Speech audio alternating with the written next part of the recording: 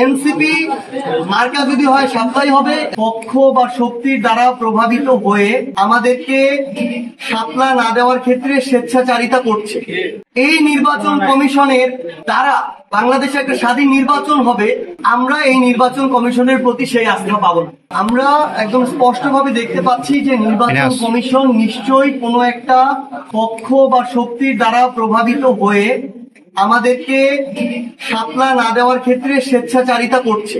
যেহেতু সাপলা দিতে কোনো আইনগত বাধা নেই, সেহেতু আমরা মনে করি অভ্যুত্থান পরবর্তী বাংলাদেশে স্বাধীন এরকম একটা প্রতিষ্ঠান একটা রাজনৈতিক দলের সাথে এই স্বেচ্ছাচারিতা করতে পারে না।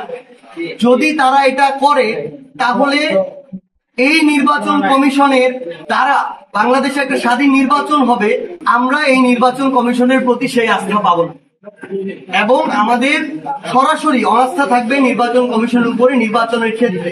কারণ এইটুকু একটা চাপ যে নির্বাচন কমিশন সামলে উঠতে পারবে না, সেই নির্বাচন কমিশন কিভাবে পুরো দেশে আমাদেরকে একটা ফেয়ার ইলেকশন দিবে।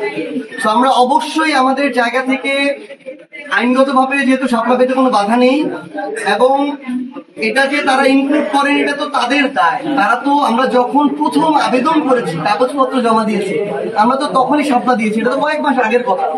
তারা চাইলে তো এটা এমনিতেই আইন ও বিচার মন্ত্রণালয়ে পাঠাতে পারত এবং ইনক্লুড করতে পারত।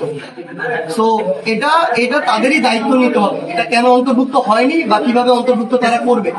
কিন্তু যেহেতু আইনগতভাবে কোনো বাধা নেই, এনসিপি মার্কা যদি হয় সাপ্লাই হবে এবং আমরা সাপলা মার্কা দিয়ে আগামী নির্বাচনে অংশগ্রহণ করতে চাই এবং আমরা স্পষ্ট করে বলি যদি এটা তারা এই স্বেচ্ছাচারিতা অব্যাহত রাখে, আমরা অবশ্যই এটা আইনগতভাবে এবং প্রয়োজন হলে রাজনৈতিকভাবে আমরা এটা মোকাবেলা করব।